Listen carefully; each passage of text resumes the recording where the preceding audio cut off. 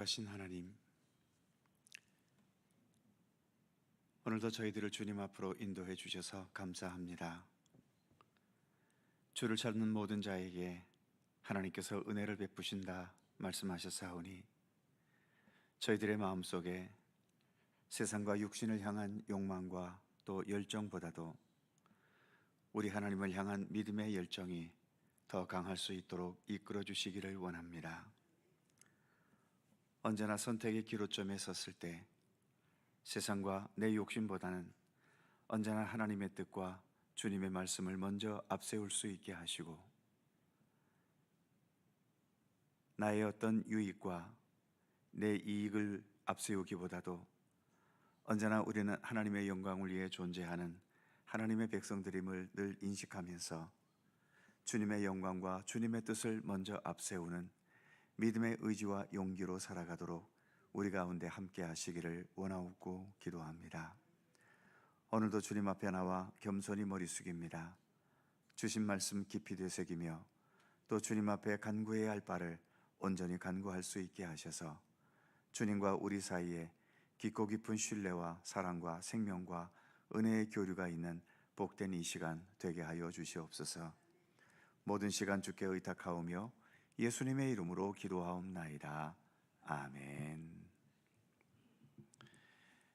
거룩하신 하나님, 주께 감사드리세. 함께 찬송하죠.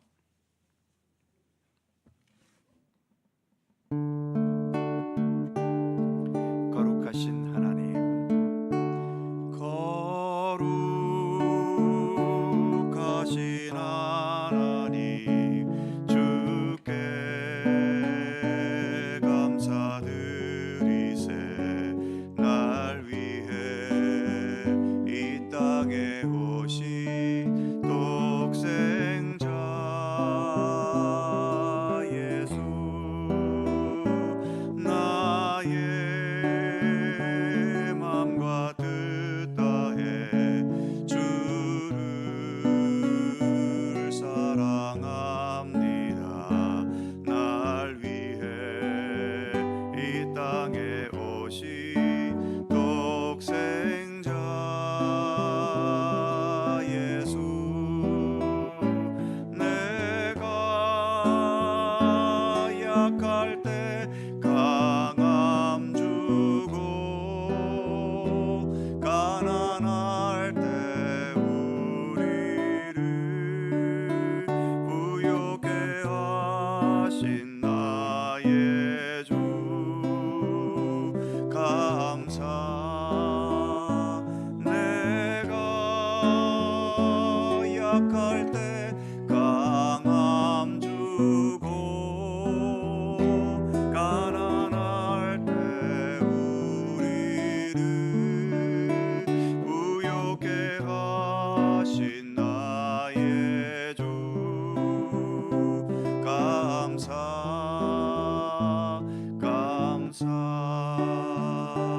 거룩하신 하나님, 거룩하신 하나님, 주께 감사드리세. 날 위해 이 땅에 오신 독생자 예수, 나의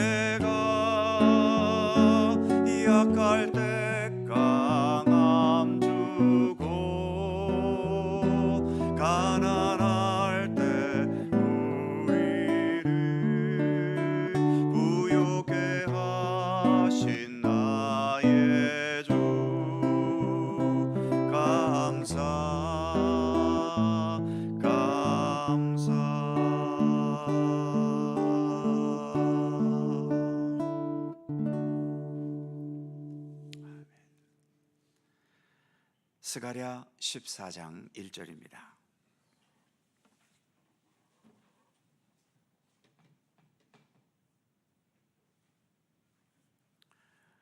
스가랴 14장 1절에서 11절까지의 말씀입니다. 한 절씩 교독하죠. 제가 먼저 1절 읽습니다. 여호와의 날이 이르리라. 그날에 내 재물이 약탈되어 내 가운데에서 나누이리라.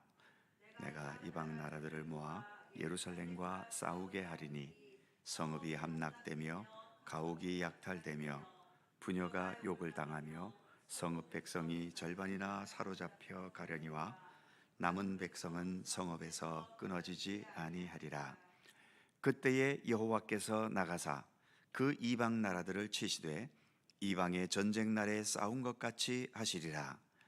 그날에 그의 발이 예루살렘 앞 곧 동쪽 감람산에 서실 것이요 감람산은 그 한가운데가 동서로 갈라져 매우 큰 골짜기가 되어서 산 절반은 북으로 절반은 남으로 옮기고 그 산 골짜기는 아셀까지 이를지라. 너희가 그 산 골짜기로 도망하되 유다 왕 우시야 때의 지진을 피하여 도망하던 것 같이 하리라. 나의 하나님 여호와께서 임하실 것이요 모든 거룩한 자들이 주와 함께 하리라. 그 날에는 빛이 없겠고 광명한 것들이 떠날 것이라. 여호와께서 아시는 한 날이 있으리니 낮도 아니요 밤도 아니라 어두워갈 때에 빛이 있으리로다. 그날에 생수가 예루살렘에서 솟아나서 절반은 동해로 절반은 서해로 흐를 것이라. 여름에도 겨울에도 그러하리라. 여호와께서 천하의 왕이 되시리니 그날에는 여호와께서 홀로 한 분이실 것이요 그의 이름이 홀로 하나이실 것이라. 온 땅 아라바같이 되되 게바에서 예루살렘 남쪽 림몬까지 이를 것이며 예루살렘이 높이 들려 그 본처에 있으리니 베냐민 문에서부터 천문 자리와 성 모퉁이까지 또 하나넬 망대에서부터 왕의 포도주 짜는 곳까지라. 다같이 사람이 그 가운데 살며 다시는 저주가 있지 아니하리니 예루살렘이 평안히 서리로다. 아멘.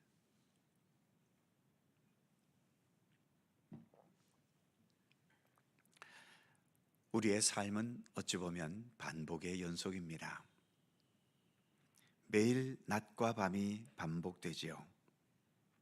자고 깨고를 반복하고 밥 먹어 배부르고 때가 되면 배가 고파지는 것도 반복되지요. 대부분의 인생들은 흥망성쇠, 희로애락이 반복됩니다. 아주 특별하게 재수 좋은 사람들이 계속 흥하기만 하거나 계속 즐거운 일들만 있는 경우가 혹 있을지 모르겠지만 아무리 세상을 성공적으로 살고 행복하게 산다 해도 그 삶을 또 깊이 들여다보면 그들 나름대로의 흥망성쇠와 희로애락이 여전히 교차하고 반복되는 것을 볼 수 있지요. 우리가 이렇게 하나님을 향한 믿음의 길을 걸어가고 있지만 우리가 지금 사는 곳은 천국은 아닙니다. 여전히 이 세상의 한복판에 우리가 살고 있지요. 그렇기 때문에 이 세상에 있는 흥망성쇠와 희로애락의 반복에서 우리도 벗어나기는 거의 불가능합니다. 그래서 믿음의 사람들에게도 견디기 힘든 시련과 고통스러운 실패의 아픔을 겪게 되는 경우도 있고 반대로 남들보다 훨씬 더 성공하고 번영하고 형통해서 하나님께로부터 큰 복을 받았다고 기뻐할 때도 있는 거죠. 하지만 우리 기독교 역사관은 타 종교의 윤회설처럼 영원히 반복된다고 보지 않습니다. 모든 시간은 예수님 다시 오시는 그 종말의 시간을 향해 가고 있다고 우리는 믿고 있지요. 특히 주님께서 임하게 하실 그 세상 마지막 날, 그날에는 이제 불완전한 모든 것들이 완벽하게 완성되어야 하기 때문에 그 마지막 날 오기 전에 악하고 불의하고 거짓된 모든 것들을 심판하시는 최후의 심판은 그 규모가 이전에 있던 심판보다도 훨씬 더 클 수밖에 없습니다. 마치 집안 청소하는 것도 날마다 하는 일상적인 청소가 있지만 어떤 일이 있어서 나를 잡아 집안 모든 구석구석을 완전하게 청소해야 하는 대청소가 있지 않습니까? 그래서 세상 종말 때에 행해지는 악하고 불의하고 거짓된 것들에 대한 심판은 그 어느 때보다도 그 심판의 규모가 크고 그 심도도 깊은 심도가 될 수밖에 없는 거죠. 요한계시록에서 보여지는 최후의 심판의 광경도 그래서 일반 심판 때와는 그 격이 다른 겁니다. 그 외에도 여러 묵시적 사상이 담겨져 있는 성경에서도 마지막에 임하는 여호와의 날은 다른 날과는 그 광경이 많이 다른 것을 볼 수 있습니다. 이제 오늘 본문인 스가랴 14장도 예루살렘이 최종적으로 회복되는 날, 악한 모든 세력들이 마지막 저항과 발악을 하는 광경을 보여주고 있지요. 1절을 보면 여호와의 날이 이르리라. 그날에 내 재물이 약탈되어 내 가운데에서 나누이리라. 2절 내가 이방 나라들을 모아 예루살렘과 싸우게 하리니 성읍이 함락되며 가옥이 약탈되며 부녀가 욕을 당하며 성읍 백성의 절반이나 사로잡혀 가려니와 남은 백성은 성읍에서 끊어지지 아니하리라. 여호와의 날이 이르는데 예루살렘이 침략을 당해서 이렇게 가옥이 약탈되고 부녀가 욕을 당하고 수많은 사람들이 사로잡혀가는 이 비극이 있다는 겁니다. 여호와께서 예루살렘과 이스라엘을 위해 싸워주고 계시지만 이 악한 세력들이 끝까지 버티면서 악을 더 심하게 자양하게 되고, 그래서 이처럼 예루살렘이 약탈당하고 욕을 당하고 사로잡혀가는 비극과 아픔을 겪는다는 거죠. 그러나 이 비극과 아픔은 그리 오래가지 못합니다. 3절부터는 이제 하나님의 승리의 역사가 펼쳐지기 때문이죠. 3절에 보면 여호와께서 나가사 그 이방 나라들을 치시되, 그리고 4절에서는 여호와께서 예루살렘에 임하여 서 계시면서 모든 대적들을 물리치시고 예루살렘을 완전히 회복시키는 것을 말씀하고 있습니다. 6절 말씀을 보면 낮도 아니요 밤도 아니라 어두워갈 때에 빛이 있으리로다. 이제는 낮과 밤의 반복이 없어졌다는 거죠. 오직 주님의 광명의 역사만 계속된다는 겁니다. 8절에 보면 예루살렘에서는 생명의 생수가 솟아나서 동서로 흐르고 여름 겨울에도 멈추지 않고 흐른다고 말씀하고 있습니다. 9절 말씀에서 한마디로 정리하고 있지요. 여호와께서 천하의 왕이 되시리니 그날에 여호와께서 홀로 한 분이실 것이요 그의 이름이 홀로 하나이실 것이라. 이렇게 여호와께서 천하의 홀로 한 분뿐이신 여호와가 되실 것이다 라고 말씀합니다. 그리고 10절과 11절은 예루살렘이 완전히 회복되는 장면을 묘사하면서 특히 마지막 11절을 보면 사람이 그 가운데에 살며 다시는 저주가 있지 아니하리니 예루살렘이 평안히 서리로다. 하나님도 승리하시고 예루살렘도 평안히 서게 되는 것을 말씀하고 있는 겁니다. 사랑하는 성도 여러분, 지금 우리가 어떤 상태에 있든지 우리의 역사는 이와 같은 하나님의 손길과 계획으로 모든 것이 회복되고 완성되는 하나님의 나라를 향해 나아가고 있습니다. 지금 아파서 죽을 지경이어도, 지금 실패해서 심하게 좌절해 있다 하더라도, 내 뜻대로 되는 일 하나 없고 계속 악재들이 발생한다 하더라도 우리의 시간과 역사는 여전히 하나님의 나라를 향해 흘러가고 있습니다. 그 시간과 역사의 끝자락에 오직 하나님께서만 온전히 다스리시는 완전한 생명, 완전한 사랑, 완전한 평화의 세계인 영원한 하나님의 나라가 우리를 기다리고 있습니다. 오늘도 우리는 그 나라를 향해 한 걸음 한 걸음 나아가고 있는 거죠. 이 믿음의 발걸음을 날마다 힘차게 걸어 나가는 우리 모두가 되기를 간절히 소망합니다. 기도하겠습니다. 거룩하신 하나님, 하나님의 역사는 언제나 우리들을 향한 사랑과 은혜와 또 축복의 방향으로 모든 역사와 시간이 흘러가고 있음을 성경은 말씀하고 있고, 또 우리 또한 주님의 그러한 말씀을 믿고 신뢰하며 오늘을 인내하고 또 참고 견디면서 우리 하나님 나라를 향해 오늘도 믿음의 발걸음을 이렇게 걸어가고 있습니다. 하나님께서 애굽의 억압 상태에 있던 이스라엘 백성들을 건져내셔서 약속의 땅인 젖과 꿀이 흐르는 가나안 땅을 향해 그들의 백성을 인도해 가고 계시지만, 이스라엘 백성들은 광야에서의 그 목마름과 메마름과 또 삶의 여러 어려운 여건들을 견뎌내지 못하고 우리의 발걸음이 약속의 땅을 향해 가고 있다는 그 자체보다는 지금 당장 여기에서 우리가 편안하고 우리가 풍요롭고 우리가 즐겁게 사는 것에만 너무 집착하다가 그렇게 늘 광야 생활에 대해 불평을 하고 원망을 하고, 그로 인해 출애굽 1세대들은 한 사람도 들어가지 못하고 여호수아와 갈렙을 제외하고는 누구도 들어가지 못하고 출애굽 2세대들만이 가나안 땅에 들어갔던 것을 역사는 우리에게 보여줍니다. 하나님, 아직도 우리는 광야와 같은 이 세상을 살아갑니다.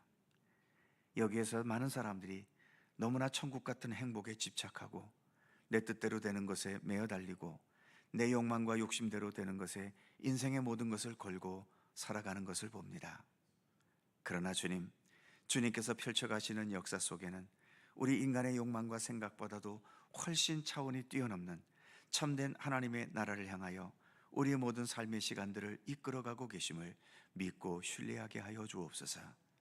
그래서 오늘에 대한 불만과 불평보다도 하나님께서 앞으로 이루어 가실 그 영광과 은혜의 역사를 기대하면서 늘 하나님께 감사하는 가운데 주님을 향한 믿음의 길을 더 성실히 한 걸음 한 걸음 걸어갈 수 있도록 함께 해주시기를 원하옵고 기도합니다.